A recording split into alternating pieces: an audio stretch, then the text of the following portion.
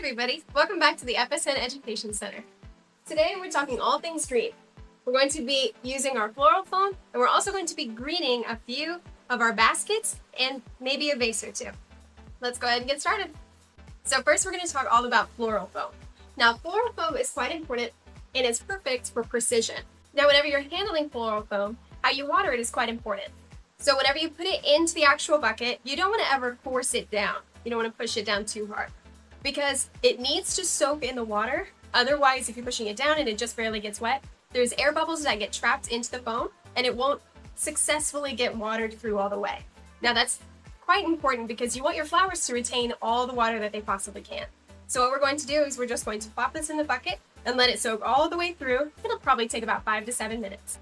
So we're going to use a pre-soaked piece of floral foam. We are going to be using this box to put our floral foam into. Now this box has a plastic liner, which is perfect because whenever you're using materials like this, you don't ever want to put something with water directly onto it because the water will seep through and damage the container. So you always want to have some kind of plastic lining to protect this and also to protect your floral foam. Now that's super important because your water needs to be retained within the foam to keep the flowers longer. This also allows you to pour water directly into it whenever the foam starts to get a little bit loose and a little bit dry. So we're going to go ahead and keep this out, and we're going to use this as kind of a measuring point for our floral foam. Now as you can see, our foam is a little shorter than what we need and a little too thick. So what we're going to do is we're going to cut it down. We'll use this as a general guard, a general measure, and we're going to cut along the sides. Now you see it's a little sloped toward the bottom, so the bottom is a little smaller than the top, but that'll be okay. We'll figure that out. So we'll go ahead and cut, and we'll cut a little past this line, this bottom line, because we know it's a little wider at the top. So we'll make our mark, and we'll move and cut all the way down.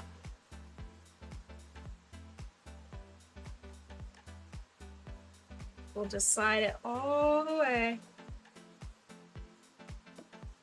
down.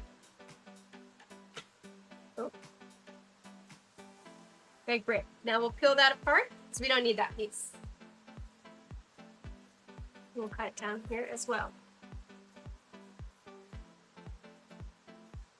So since we know that it's sloped at the bottom, we want to make sure that this can fit all the way down.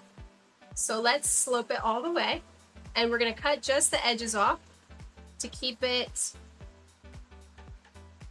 sloped and at the right side. So we're going to cut just at an angle, just enough.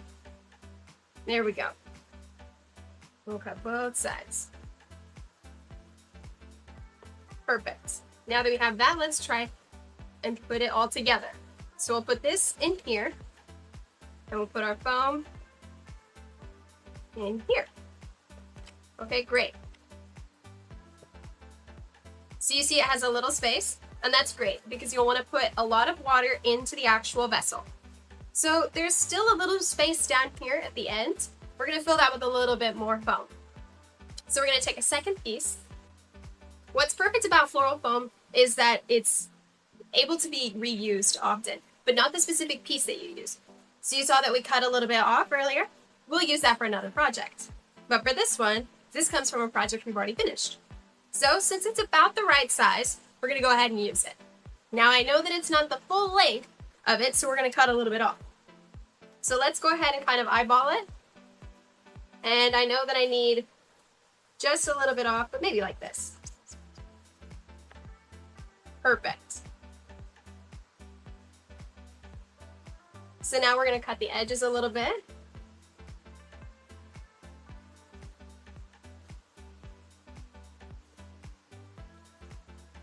There we go. And you see this one has just a little bit of air pockets, but that'll be okay because we'll pour a little bit of water onto it. So we're going to go ahead and try it out. Oh, not quite, but that's okay. Luckily, this is a very easy, customizable process. You always want to have a little bit too much than too little. Okay, and we'll squeeze it in there. Perfect, just the right fit. So now we'll be able to green it with no problem at all. So now on to greening. So we have our container and we have our floral foam inside. Now what we're going to use is our greens. So for this one, we have leather fern.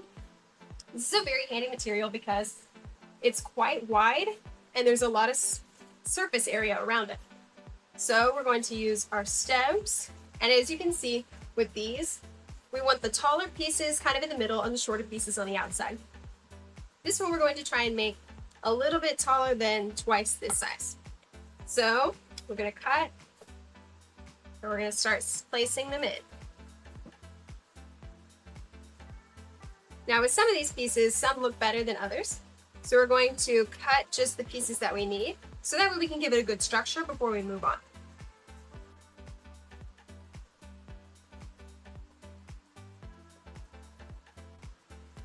Now feel free to cut off a couple of the bottom ones because not all of the leaves are going to look their best, and also you don't necessarily need all of them.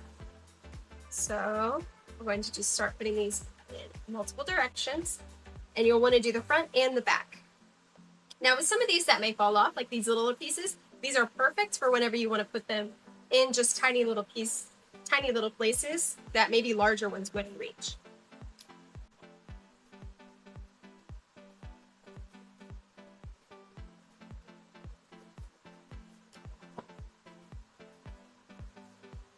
So again, we're just kind of alternating the front and the back because you'll want a full surface area covered. And another important thing is you'll want them going in multiple kinds of directions. So with the foam underneath, you don't want to show the foam underneath. So even though it's green and it blends in decently well, you don't want it to be seen. So we're still just going to kind of build it out and build it up a little bit.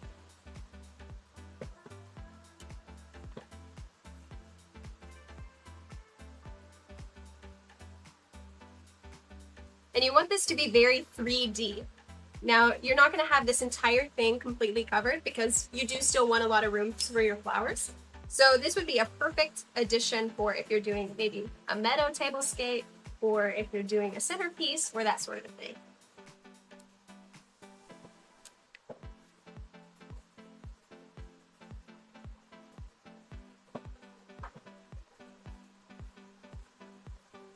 All right, and you can turn it as many times as you need. I'm going to turn this after this last piece.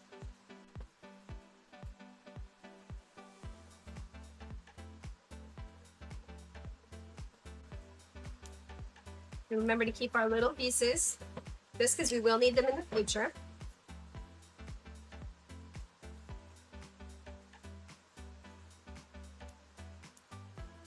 Now with greening, you'll want to pick one kind of primary green, just because it will be the main one that you use, and you want it to be one that spreads quite wide, particularly because you want the most surface area covered for the least amount of stems. So that's why fern is a perfect use for greening. All right, now let me turn this back around.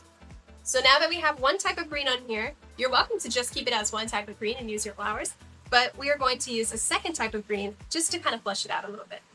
All right, so before we use that kind of greenery, because eucalyptus doesn't react very well to sprays, we're going to go ahead and use our spray. Now this is leaf shine, and this is particularly great because a lot of these leaves are a little bit cloudy. So this just happens whenever they're picked or at the wholesaler. So you just want to spruce them up a little bit and give them a nice shine. So you can see that changes immediately. Now it's nice and green, nice and colorful, shiny. It looks a lot better, doesn't it? Now, since we're going to use a second green, we're going to use our beautiful eucalyptus. And you always want to look at eucalyptus and any kind of green that you have and make sure that you peel off any unsightly leaves or anything that you don't particularly love. And you can just plop them right in.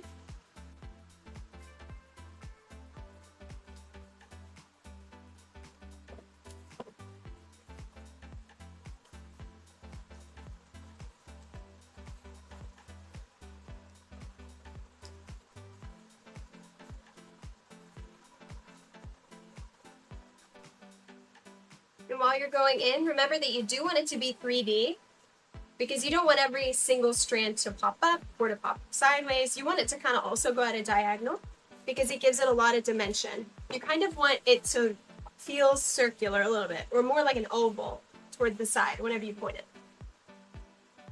So you want to remember the sides, and you want to remember the front and the back. You're trying to create a full 360 experience, so you don't want to neglect any side.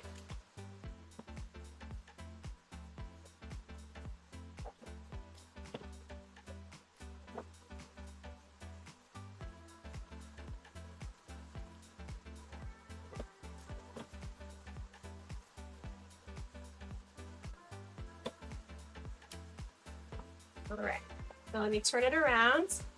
Now you can see it from this side. You can see it from the back. We're going to toss just a few more in here.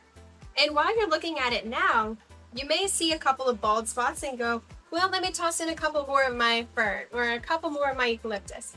It really just depends on how far you would like to green it. And it really just depends on how large you would like it to be before you start your foundational flowers. But remember that just because you have it doesn't mean that you can put it in automatically, because you might forget about it. You might want to put your spray and go ahead and do it before you put it in, just because you don't want to forget about it once you've already put it in. So let's go ahead. All right. And let's do maybe one more big piece.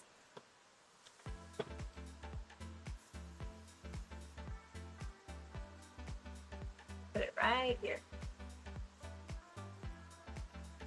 There we go. All right. So now you see that we have a nice big kind of shape. And we'll toss in a couple more of these smaller ones on the side, just to cover the base a little bit more. But remember, spray it always.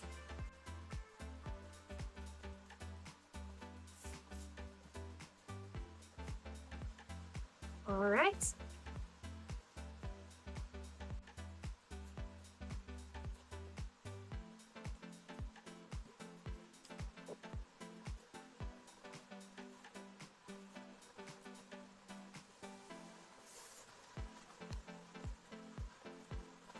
Okay, and there you have it. Now we have a fully greened, nice little piece that has our floral foam already in it, already watered, and we have all of our greens with them sprayed, and we have a nice collection, a nice big piece of greenery that we can easily pop a few flowers into, or if you just wanted it as a simple greenery piece, you could pop in a few more greenery, and there you go. Thank you guys so much for watching. I'm Hannah with Flower Shop Network, and we'll see you next time.